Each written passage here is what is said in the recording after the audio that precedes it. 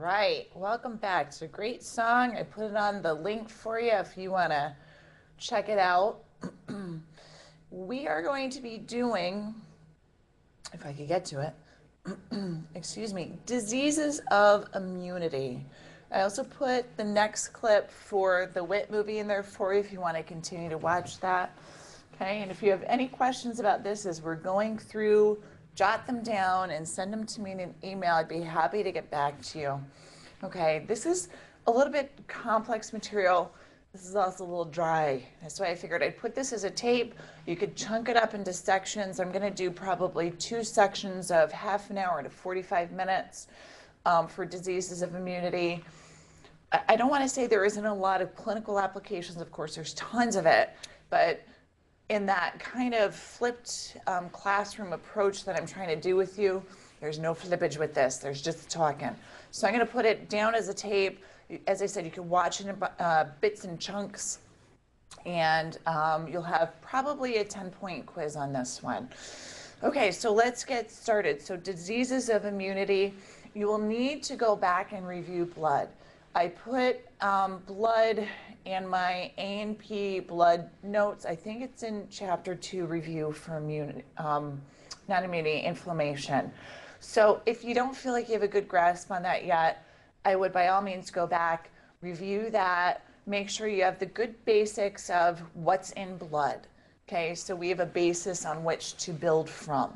Okay, diseases of immunity.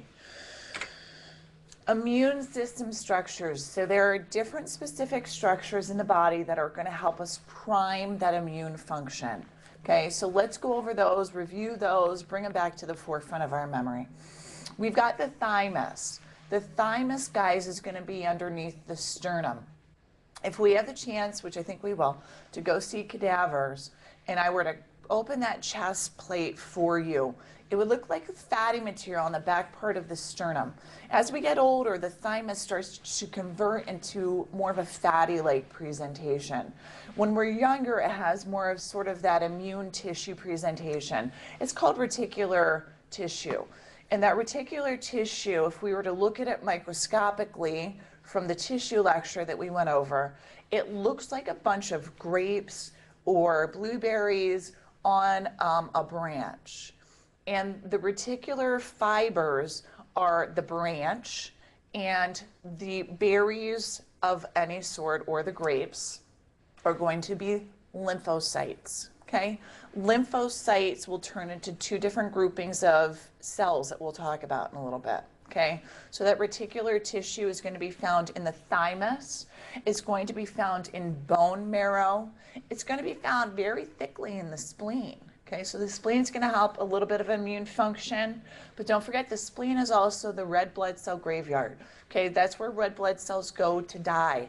It's very, very vascular. Okay, if you, well, I could tell you just a quick little story. When I was getting my doctorate, a long time ago, way back when, one of the students was playing football and got hit in the upper right-hand quadrant. They took him to the emergency room because there was massive bruising, okay, up there. Immediately you would think ruptured spleen, okay, and that was their concern. Took him to the emergency room. That's not a ruptured spleen, that's just a bruise. Packed him up, took him out to Syracuse. Ruptured spleen, immediate surgery, surgical removal. So spleen is going to have a lot of vascularity in it. It's a red blood cell graveyard. It helps eat up some of the dead white blood cells as well. Helps with providing white blood cell maturation as well. Okay, and lymph nodes. Now lymph nodes are everywhere. Okay, lymph nodes are everywhere in the body. There's specific conglomerations of them that we're going to talk about. They are connected by lymph vessels. These are teeny tiny structures. Dissecting them is extremely complicated. Okay, because the lymph vessels are only 1 cell thick.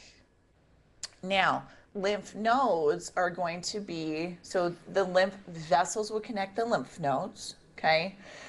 And the lymph nodes are going to be a conglomeration of this lymphatic type of tissue once again. If we were to look at the inside of a lymph node, it'll have lymphocytes, in it, gathered together, okay?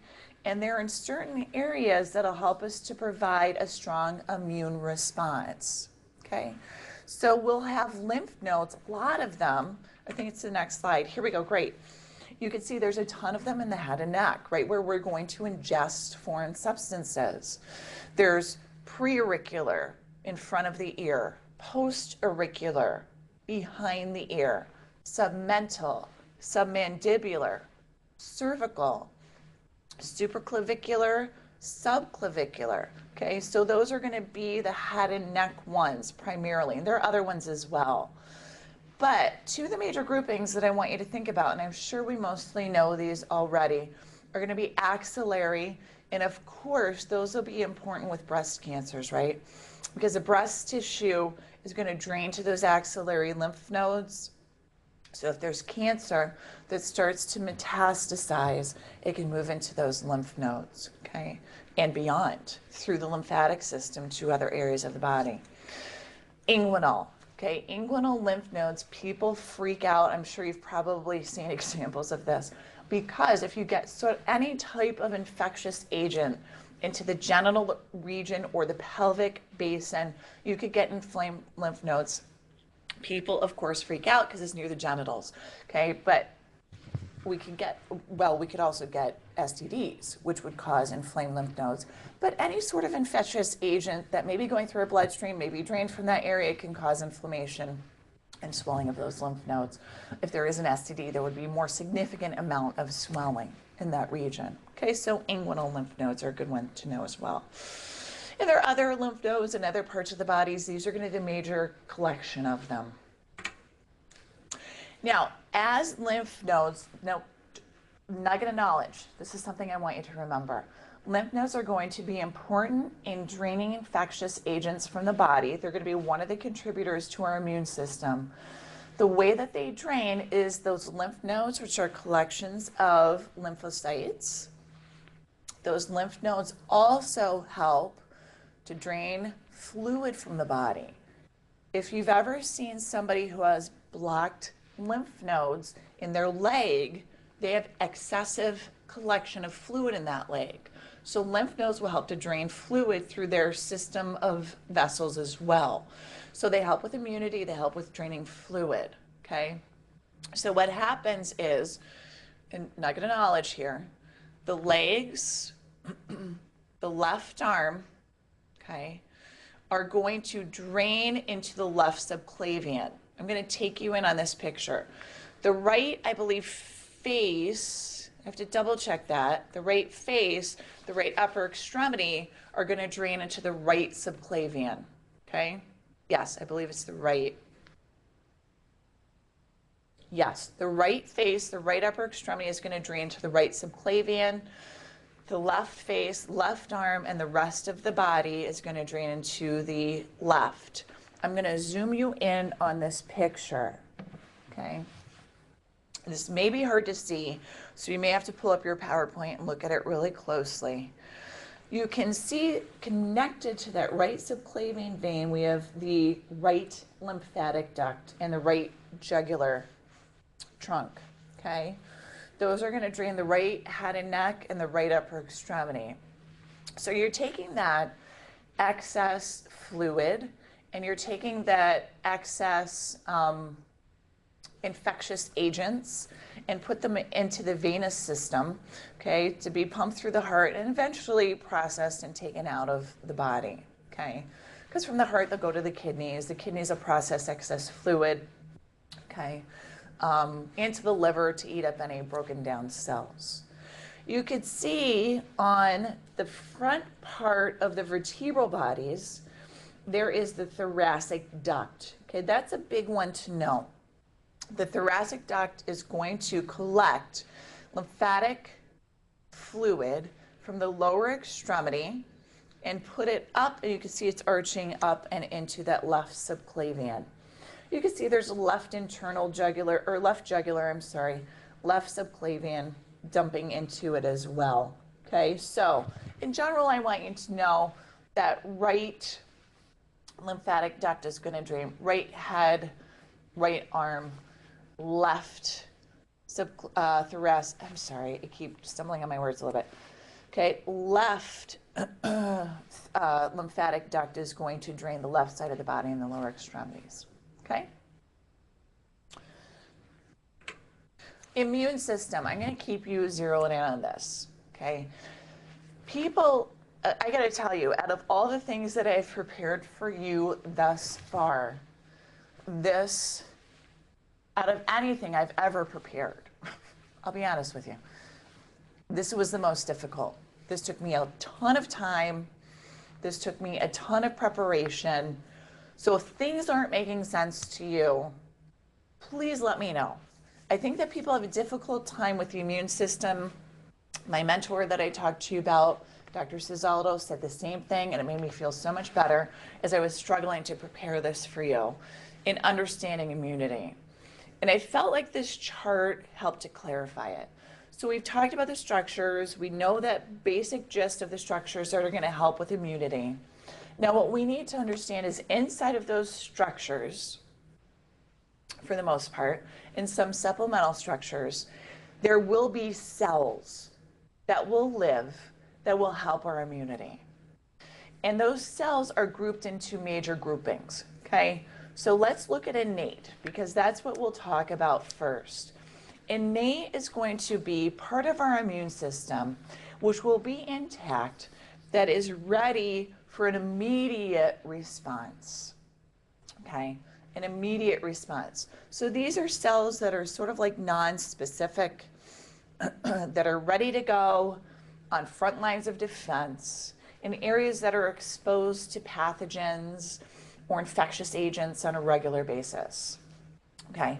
The far right, you can see there are physical barriers. I'm going to go through each one of those with you on the next slide or two. I want you to sort of get the gist of this, first of all. Then there's blood-borne agents or cells that help to fight off infections. And under those are our white blood cells: basophils, eosinophils, neutrophils, lymphocytes, okay, macrophages. So those are cells that are just ready to go should we get an infection. There's something called a complement cascade. The complement cascade we'll talk about as well.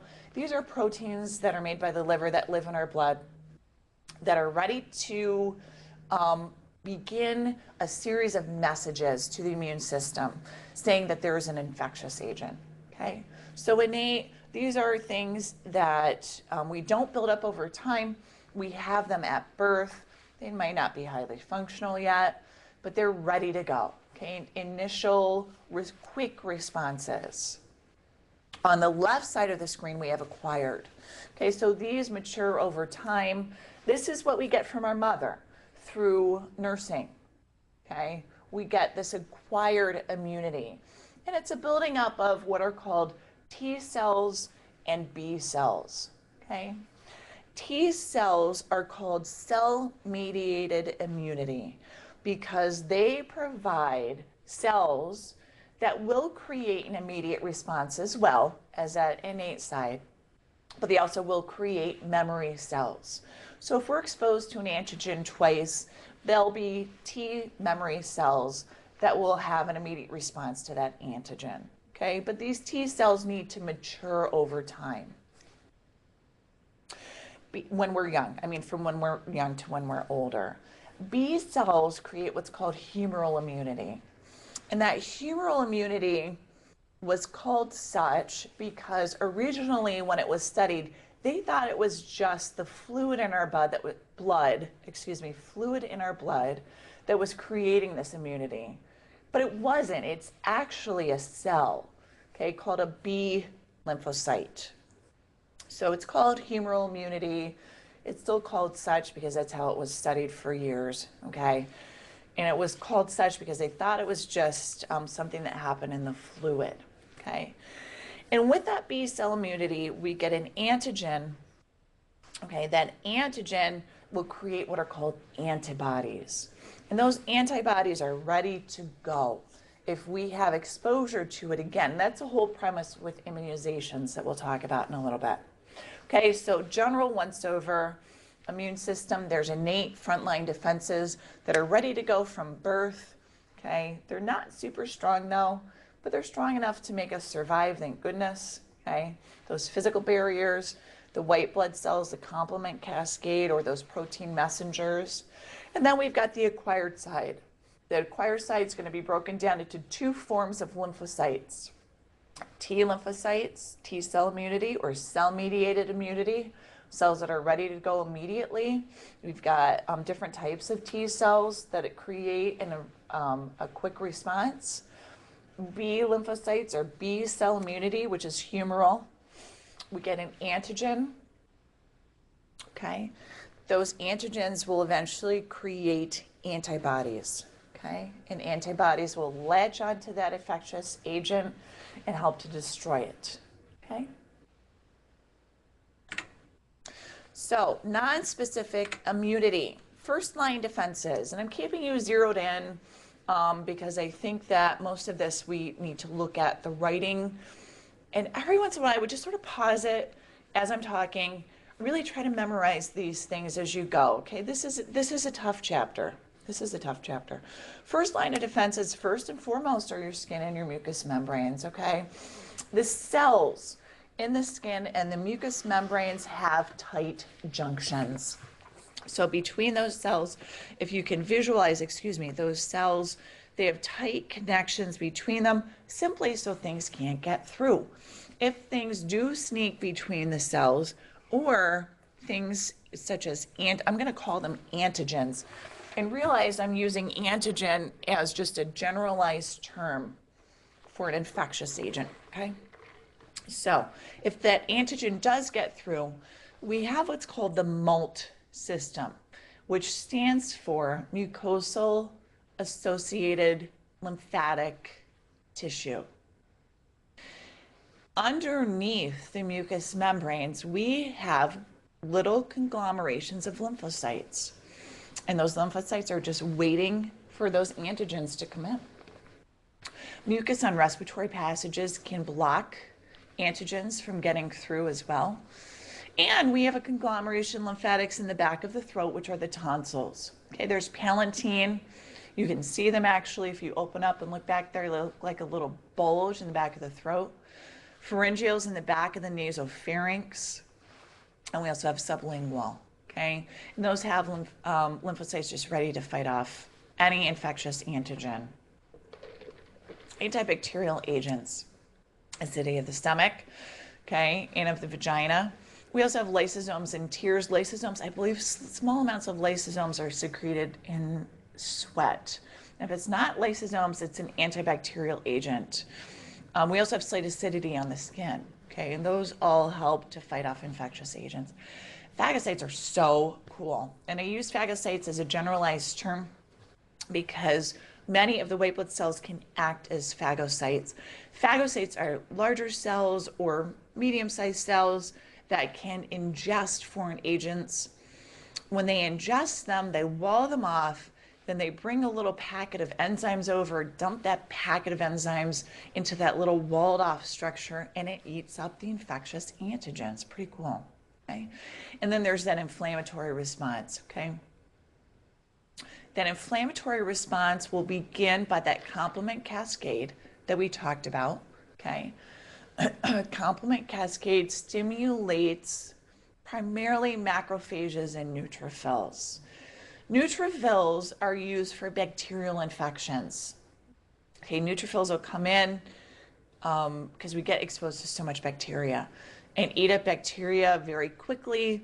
After usually 2 to 3 days, macrophages will stay around. They're the long-term player. And macrophages will eat up any extra bacteria that's left over, but macrophages also eat up any dead tissue that may be left over from the infection. Okay, so inflammatory response. And fever, we talked about fever last week or the week before. Fever raises the temperature of the body, which makes a less hospitable environment for infectious antigens. I just say antigens by now. You understand what I mean. Okay, specific immunity, acquired or adaptive.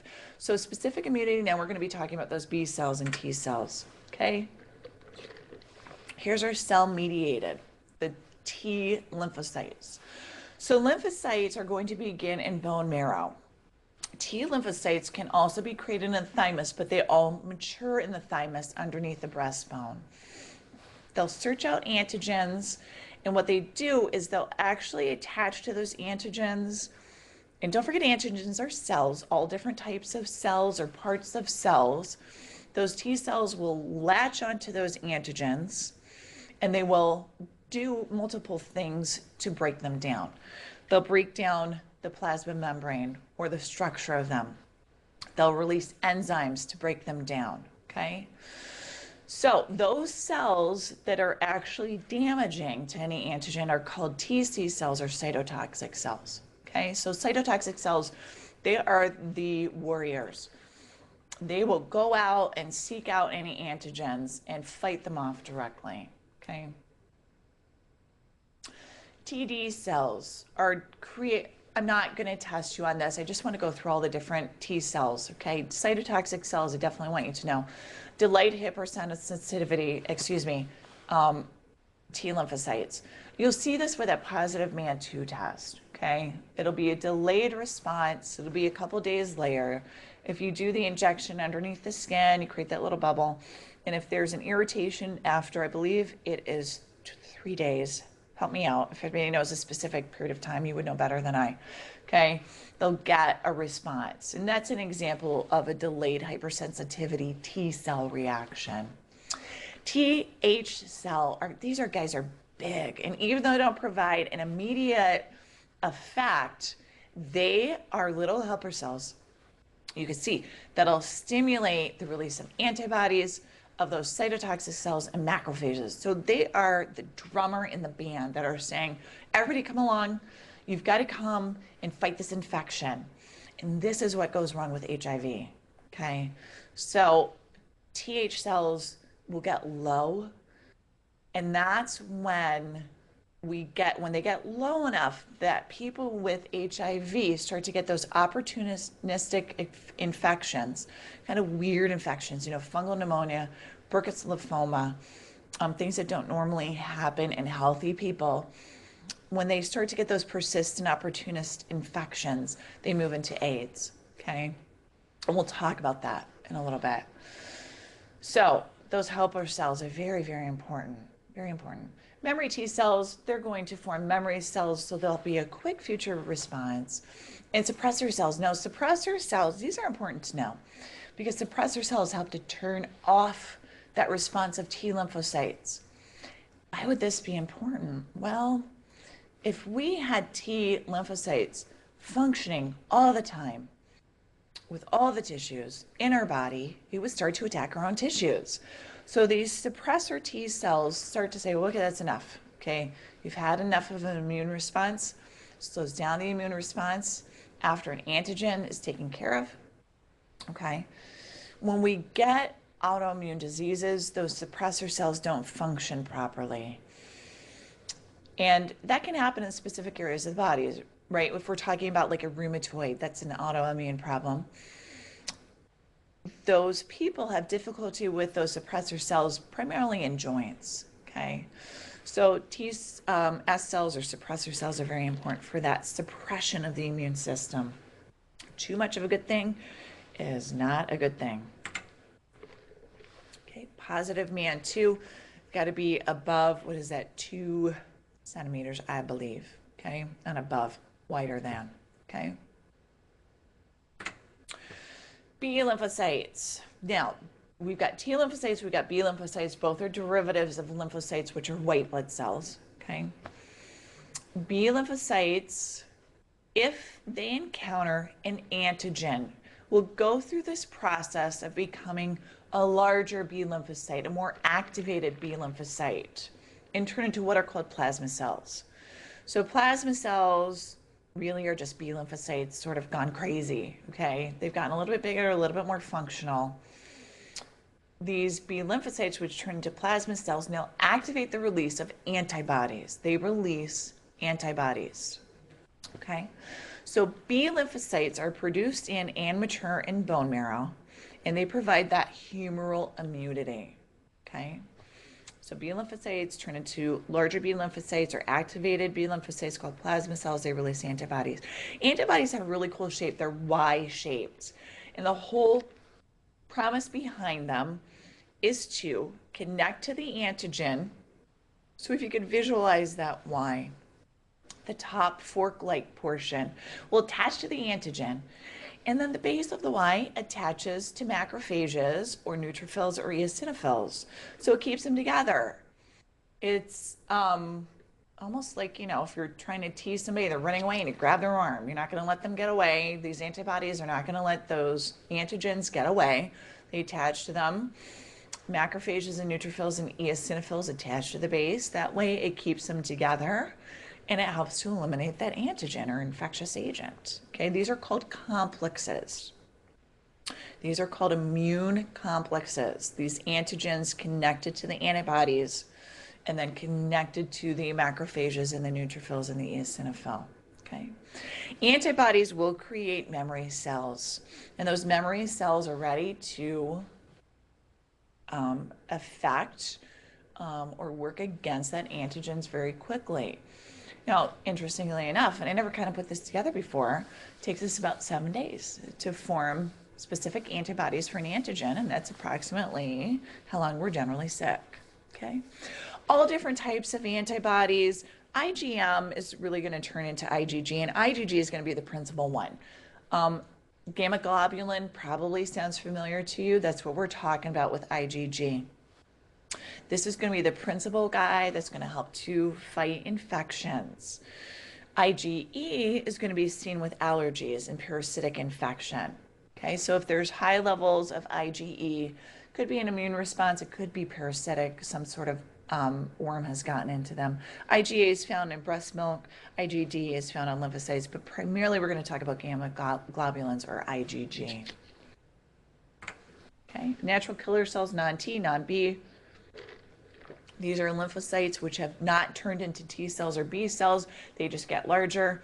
Look around for tumors. Okay, and then we'll go directly to those tumors and help to break down by breaking down their cell membrane. Big enough openings that those cell membranes or those, that the substances within the cell can leak out and that cell can't live anymore. Okay. Now the thing to keep in mind, let me back up for just a second. With viruses, what viruses like to do is to get into cells and live inside them and replicate. So these natural killer cells can actually sense the cells in our body that have the viruses in them and they kill them.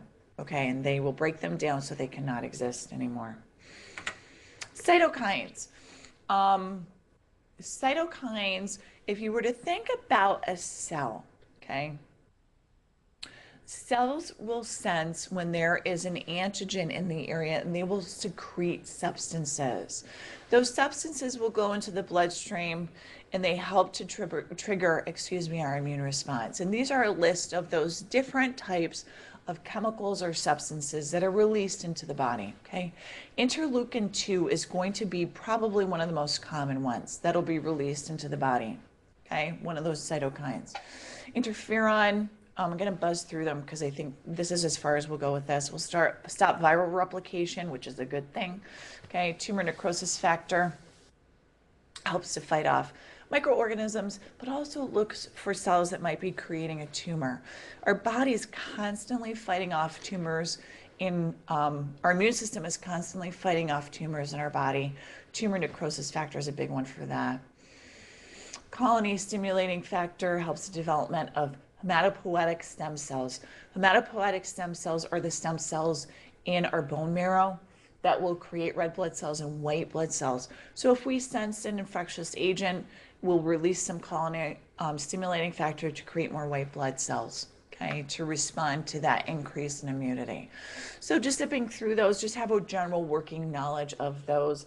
Understand the concept that cytokines will be chemicals that will be released from cells to stimulate these different responses of the body on a molecular level. Major histocompatibility complex. Don't you ever wonder why or how our immune system knows which cells to attack? This is what it is, major histocompatibility complex. And this is what will be typed and tested with tissue transplants or organ transplants. Even though we get donations from one person to the next for transplants, there needs to be a typing to see if it's compatible or not. Okay, and different organs have different levels of this substance. Okay, so it's a protein on the surface of all of our cells. And when our immune system, let me back that up even a little bit more. When our immune system is developing, as we mature, as we're born, okay, our white blood cells make the rounds in our body. They'll go through our body and say, hey, oh, that's my heart. That's cool. That's my liver. That's cool. It's the inside of my blood vessels. That's cool. It's my liver. These are my muscles. These are my bones. And they get used to our tissues. And we get used to it because of these proteins on the surface of all the cells in our body.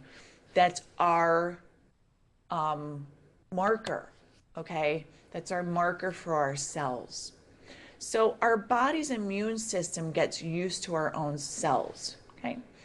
Now, T cells, when they are created, have to be able to bind moderately to cells without destroying them. So T cells need to be able to say, hey, that's my own tissue, that's cool. I can live with that, I can attach to it, watch it, make sure it's okay, and detach to it and go kill off some antigens. If we create T cells, and this actually happens in the thymus as they mature, if we create T cells by mistake that attach too strongly to our own tissue, our body will get rid of them, okay? Our body will get rid of them. So it needs to be a moderate amount attaching so our T cells can say, hey, that's cool, that's my tissue, break off, go fight some antigens, protect those tissues without destroying them, okay? So different tissues have a different degree of this amount of major histocompatibility complex, okay? I have them listed at the bottom, just a few of them, okay? Well, the most commonly transplanted. Okay, the least amount is going to be the liver, and it goes up from there, okay?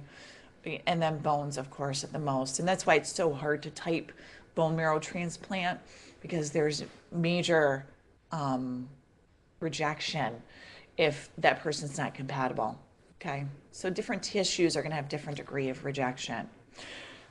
Now, improving graft survival. So tissue matching. So we're looking at that MHC, okay, and seeing if it's compatible or mostly compatible or not. They will also, whoever is doing the graft or the organ transplant, will clear antigens that are in that donation as best as possible, so it won't trigger an immune response in the recipient. There are also drugs, okay, and usually I don't talk about drugs, but these are a few that are probably important. Corticosteroids just totally suppress our immune response, so they will help, but it's not good to have you on those for a long period of time because it can actually start eating away at your tissues. Cyclosporin A will block the release of interleukin-2, that cytokine that we talked about that stimulates our T helper cells, but that's a bummer, right? Because if we're decreasing T helper cells, we're going to decrease our immunity. Okay, cyclophosphamide will block the receptors of those T helpers and B cells.